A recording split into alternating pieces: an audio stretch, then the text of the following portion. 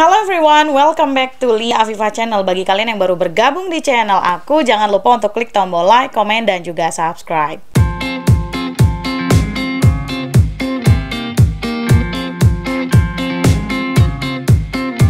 Oke guys, di kesempatan kali ini Miss akan memberikan materi khususnya untuk SMP MTS ataupun SMA MA sederajat.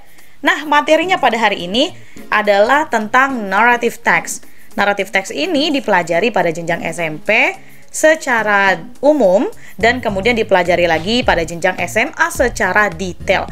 Nah, pada kesempatan kali ini kita akan belajar bersama-sama apa sih narrative text itu, bagaimana cara membuatnya, dan bagaimana kita bisa mengetahui bahwa itu adalah narrative text. Materi ini dipelajari pada semua jenjang SMP dan juga SMA.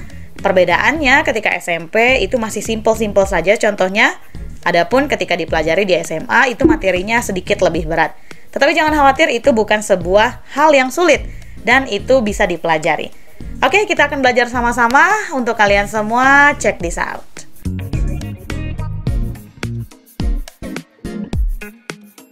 Oke guys, kita akan langsung saja ke materinya pada hari ini, yakni tentang narrative text. Nah, materi ini dipelajari di jenjang SMP maupun SMA. Nah, sebelumnya kita akan bahas dulu nih, what is narrative text?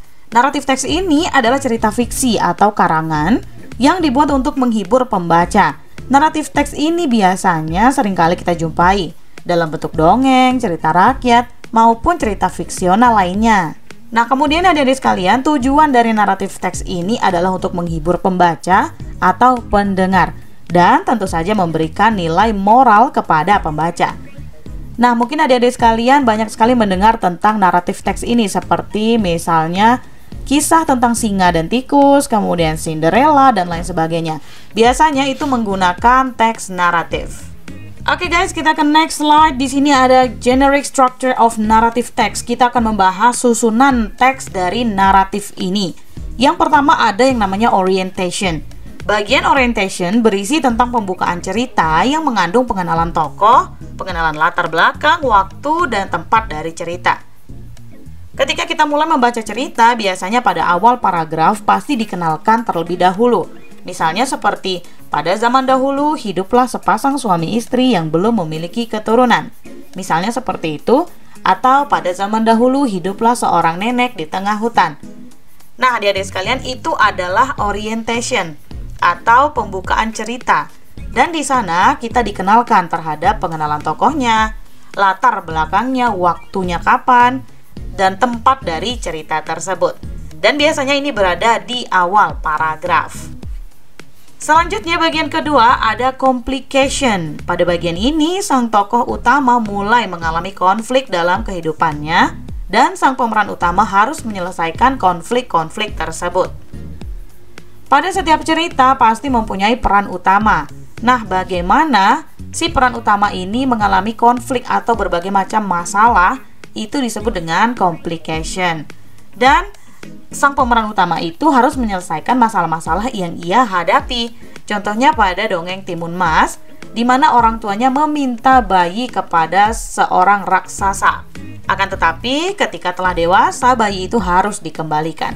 Ini merupakan masalah yang terdapat di dalam cerita tersebut. Selanjutnya ada yang namanya resolution. Nah, resolution adalah bagian akhir atau ending dari cerita tersebut. Pada bagian ini, semua masalah sudah harus terselesaikan oleh sang tokoh utama.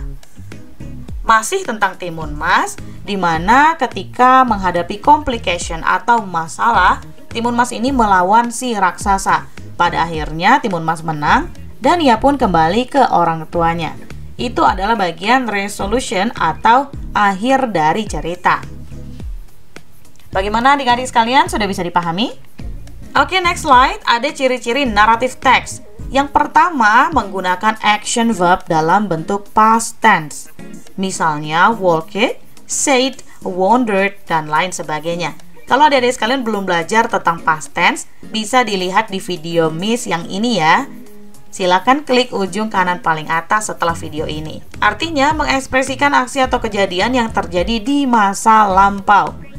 Kebanyakan naratif ini adalah dongeng dan lain sebagainya, dan itu terjadi di masa lalu. Oleh karena itu, kita menggunakan simple past tense. Yang kedua, menggunakan nouns tertentu sebagai kata ganti orang, hewan, dan benda tertentu dalam cerita. Misalnya the princess, the girl, the queen, dan lain sebagainya. Nouns ini bisa dibilang subjek atau kata ganti orang atau pronoun. Hewan dan benda, misalnya membahas tentang putri sebuah kerajaan. Biasanya di sana tidak disebutkan nama putrinya, hanya ketika di perkenalan saja, misalnya Princess Jasmine. Ketika di dalam cerita, kita bisa menggunakan the princess goes to the ballroom. Si putri itu pergi ke ruang dansa dan lain sebagainya. Kita menggunakan noun seperti itu ya. Yang ketiga, menggunakan adjective yang membentuk satu kesatuan non-phrase. Kalau adik-adik sekalian belum belajar adjektif, bisa juga diklik pada video Miss di atas ini ya. Misalnya nih, the Red Riding Hood, the poisoned apple, dan lain sebagainya. Itu adalah non-phrase atau adjektif yang membentuk sebuah judul. Nah, biasanya terdapat pada judul, seperti the Red Riding Hood, kemudian the poisoned apple, apel yang beracun, yang mengisahkan tentang putri salju dan lain sebagainya. Yang keempat, menggunakan time connectives dan conjunction untuk mengurutkan kejadian-kejadian. Misalnya before, after, then, next, soon, dan lain sebagainya. Nah, conjunction ini adalah untuk kata hubung atau kata sambung, di mana ini diperlukan ketika kita membuat sebuah paragraf. Kalau adik-adik sekalian belum belajar tentang conjunction, bisa diklik juga ya di video di atas ini, di ujung kanan paling atas. Yang terakhir, menggunakan adverbs dan adverbial phrase untuk menunjukkan lokasi kejadian atau peristiwa. Misalnya on the sea, in the mountain, there, happily ever after, dan lain sebagainya. Nah, adverb ini adalah kata keterangan atau frasa yang menggunakan kata keterangan, menunjukkan lokasi kejadian atau peristiwa nih. Misalnya on the sea, di atas laut, misalnya in the mountain, di bukit, dan lain sebagainya ya. Jadi, itu bisa menunjukkan keterangan tempat di mana cerita itu diambil. Baiklah adik-adik sekalian, sudah bisa dipahami? Is there any question so far? Kalau begitu, Miss akan langsung memberikan contoh dalam sebuah cerita. Nah, di sini ada cerita tentang Timun Mas. Long time ago, in the island of Java, Indonesia, lived a couple of farmers. They had married for some years, but they had no children. So they prayed to a monster called Buta Ijo to give them children. Itu adalah perkenalan, di mana mengenalkan pada zaman dahulu kala, hiduplah sepasang suami istri yang berprofesi sebagai petani. Mereka sudah menikah sangat lama tetapi belum mempunyai keturunan. Kemudian mereka berdoa kepada monster yang bernama Buto Ijo untuk memberikan mereka keturunan. Di paragraf bawahnya itu juga menceritakan tentang Buto Ijo. Nah, di sini disebut dengan orientation atau pengenalan. Pengenalan tokohnya, kemudian waktunya yakni long time ago, dan lokasinya adalah the island of Java, Indonesia. Di Pulau Jawa, Indonesia. Itu adalah pengenalan tokoh, latar belakang, dan juga tempat. Kemudian di bawahnya paragraf selanjutnya, when she was a teenager, Buta Ijo came to their house. Ketika si Timun Mas ini sudah remaja, Buto Ijo datang ke rumah mereka. Disinilah complication atau masalah-masalah itu dimulai. Kita langsung saja ke next slide. Nah, di sini ada cerita di mana Timun Mas ini melawan raksasa tersebut. Timun Mas mulai diberikan bekal dan diberitahu bagaimana cara melawan raksasa tersebut. Inilah yang disebut dengan complication atau kumpulan-kumpulan masalah yang dihadapi oleh karakter utama. Karakter utamanya di sini adalah Timun Mas. Masalah-masalah tersebut bagaimana si Timun Mas ini menghadapi si Buto Ijo dan berusaha mengalahkannya. Pada bagian ini disebut dengan complication. Next slide. Finally, when Timun Mas was almost calf, she threw her salt. Soon the land where Buto Ijo stood turned into ocean. Buta Ijo was drowned and died instantly. Timun Mas was thankful to God and came back to her home. Pada akhirnya, ketika Timun Mas ini hampir saja tertangkap oleh si buto ijo, dia melemparkan garam dan kemudian tanah tersebut berubah menjadi lautan. Buto ijo pun tenggelam. Ini adalah akhir dari cerita dan bagaimana Timun Mas ini menyelesaikan masalah. Pada bagian ini disebut dengan resolution atau penyelesaian masalah sekaligus penutup.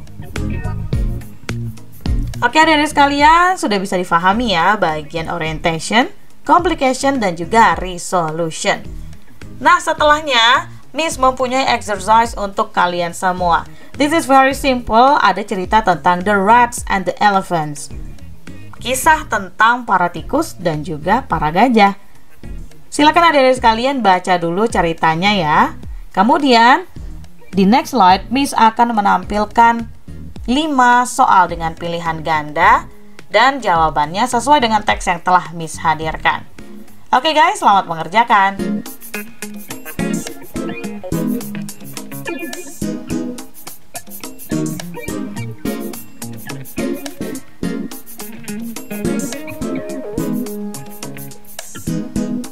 Well guys, I think that's all for today. Don't forget to study hard and thanks for watching. Don't forget to like, comment, subscribe, and share so that this video can be useful for many people. Okay guys, I'll see you around.